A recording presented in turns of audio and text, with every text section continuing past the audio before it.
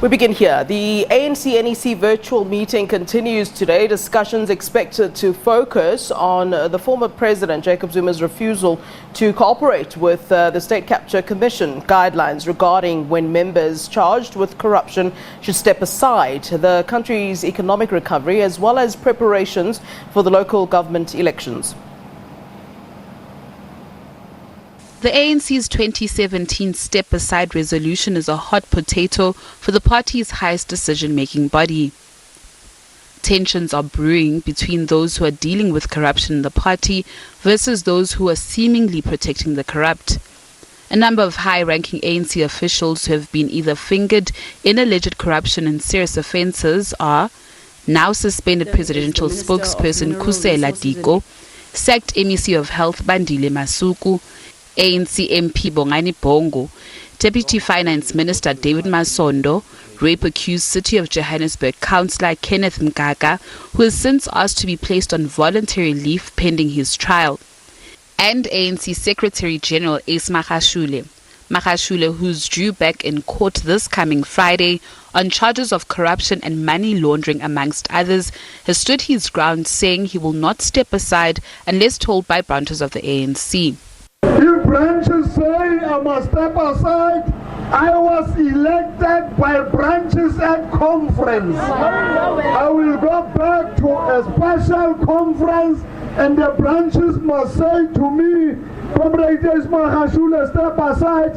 I will then do so. Some, like the provincial secretary of the ANC in KZN, Dumsen Ntuli, have called out the Secretary General over his remarks. But one analyst believes that for the sake of the integrity of the party, all those implicated in wrongdoing should step aside until they are exonerated. It is about an individual. It's also about discipline of individuals. How disciplined certain individuals are and how best do they understand conference resolution. So if the resolution says you are charged of corruption, you need to step aside. The first thing you do, the day you go and appear in court, or even before appearing in court, is to write a letter to your organization and say, based on the resolution of conference, I'm charged with corruption, I need to step aside. Ndo is of the view that the contentious resolution will deeply divide the governing party. Because there is this element of others wanting it to be implemented and some not wanting it to be implemented, it has a potential of dividing the ANC, which I think it's one area that the ANC wouldn't love to move towards. It is a matter that concerns the affected leaders. To which extent do these affected leaders understand conference resolutions, and to which extent do they love their own organization? In delivering the virtual January 8 statement this year, ANC President Cyril Ramaphosa announced that the party's Integrity Commission would be strengthened further, with all the members accused of corruption being brought to book for their actions. Natasha Phiri, SABC News, Johannesburg.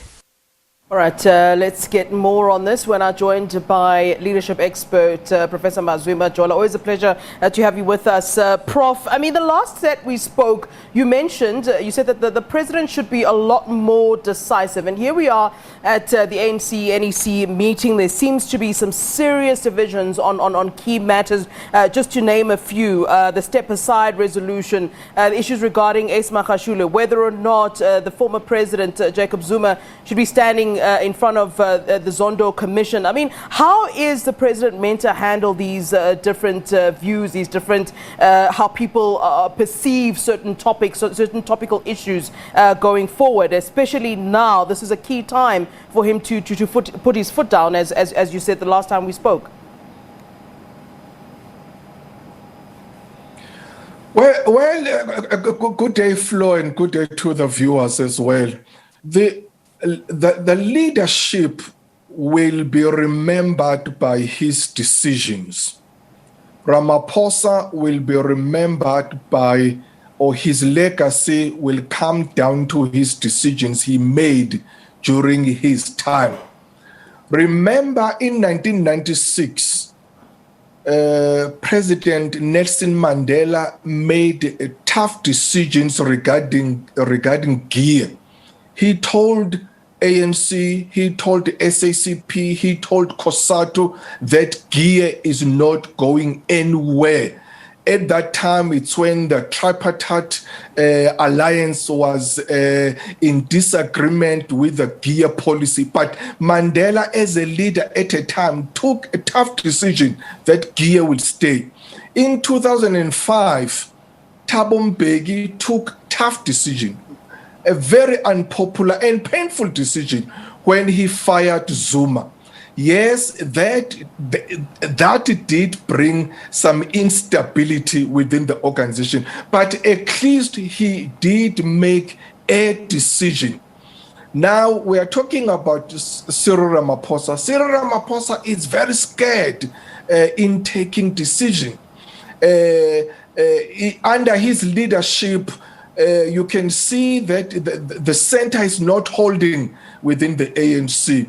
And the ANC is not offering guidance within the organization. So Ramaphosa must start to be decisive as a leader, and he must follow his principles. He must follow his convictions, and he must follow his values as a leader, because there comes a time a leader must say, if I have to be fired, if I have to be recalled, like what the organization did to Mbeki, so be to it. Yeah. But I'm standing by this conviction and these values. But at the moment, he's very wishy-washy as a leader. I guess then you would then not agree with the issue that Ramaphosa could be the man to finally rid the ANC of its factional battles and issues. You know, you say that the center is not holding, but then my question would be, when has the center been holding in the ANC? Are the divisions and the factional battles so much a part of the ANC, so much a part of the party that it can't actually be changed by any leader? The ANC has been in trouble for a while now, of course, especially during the leadership of Zuma. You can just see how many splintering that happened during Zuma's time. Yes, we did have a UDM moving away from, or Bantu Holomisa moving away from ANC, starting his own organization. That was during Nelson Mandela's time. And then we during Thabo Mbeki's time, at least there, even economic policy and the political policy of the ANC was very, very strong, and Mbeki was decisive. That is why he even had to fire his own second command, or in command. That was the deputy president. That was the most popular or unpopular decision he took. During Zuma, you had Musiwa Likota moving away from ANC and starting COPE. You had Malema moving away from ANC. Obvious by that time, Malema, we know that he has been already had the problem with the ANC. And starting EFF, we have Dr. Makosi Khoza moving away, starting her own organization, that although it did not fly, but there were so many problems that happened. Now we're with Cyril Ramaphosa. In his 3 years or so, we haven't seen him becoming tough on decisions within the organization. He has been very soft. He has been very weak. He has been very invisible. He has been very reactionary. You can see that he follows things. At some stage, you can see a man who's very scared in making tough pronouncements or even taking tough decisions. He's very scared, he's very subdued as a leader, and that's not good for the organization. Yeah, and we spoke briefly about the former president Jacob Zuma with regards to him going to the commission, and I wonder what your views are on how the ANC leadership has handled this Zuma versus Zondo issue. I mean, we heard Ace Magashule saying that Zuma should be left alone, and obviously some other senior members of the ANC in stark disagreement of that. Does the party even have the authority really to weigh in on what the former president does or doesn't do? And if they do, what should they be saying? What should they be doing? Well, the ANC leadership has handled this matter, the Zuma-Zondo matter, very bad. Remember that Jacob Zuma is a member of the ANC. He joined the ANC voluntarily. The ANC as an organization has a constitution which guides the membership. It's got the values and the code of how the members should handle themselves. The ANC has not pronounced on Zuma matter till today. What we have seen, we've heard the Secretary General saying its own thing. One day, the president was asked, but he was not really coming clear about the situation. He was just saying that, yes, we hope that Zuma will be mentored, will be assisted, people will talk to him. But the ANC as the lead or this organization, which Zuma is a member of, has not pronounced. The ANC must they must tell Zuma as a member of the organization that as they have pronounced that the Zuma Commission must be supported by all members. They must compel Zuma to go to Zondo Commission.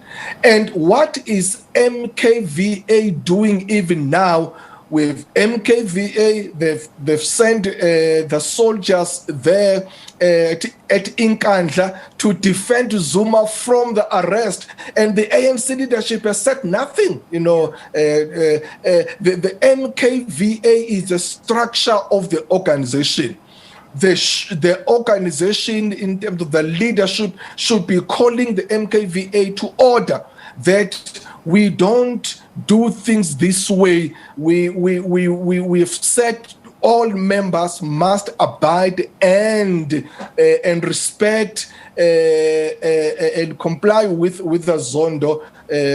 But now they are not doing that. You can see that they don't know what to say. It's like they are confused, they are scared, they're disoriented. That is why I'm saying if Mbeki took a decision to fire Zuma, who was at the time the deputy president of the ANC and the deputy president of the country, but he fired him to the point of being recalled. Mbeki took a decision, and that decision was, made him or caused him to be recalled, but at least he followed his convictions.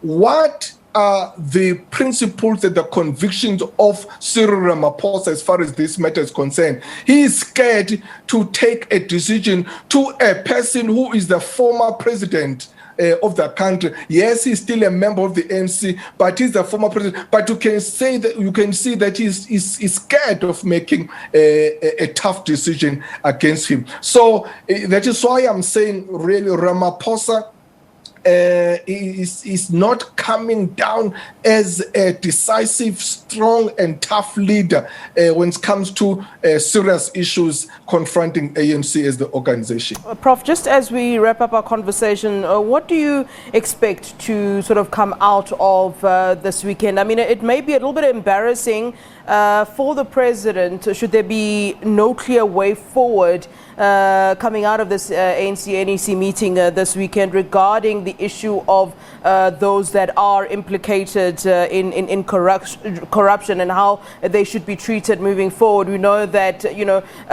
President Cyril Ramaphosa wrote a letter to ANC members and leadership where he was very hard on the issue of those implicated stepping aside. So the step aside resolution, as it's been called. If there's no clear stance on that coming out of this weekend, would it not be essentially quite embarrassing for the president? Well, I hope that the NEC will disappoint me. Will disappoint me in terms of coming with a decisive decision. If I'm saying will disappoint me, because I don't see them doing that.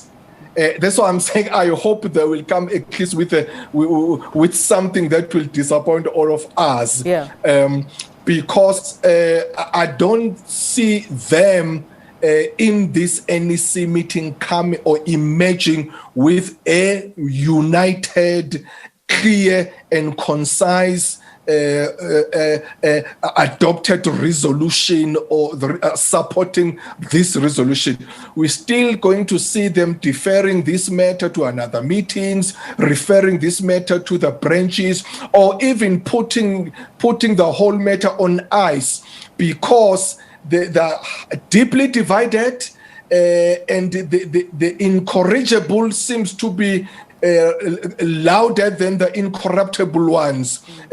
Those one who are pushing back, they seem to be stronger. Those one who don't want this set aside resolution being adopted, and there's still this disagreement and these divisions within the NEC itself. So I don't see really this resolution being adopted in this NEC. All right, Prof, always a pleasure speaking to you. Thank you very much for giving us your time as always. Professor Mazwe Majola is a leadership expert. Many thanks to you, sir.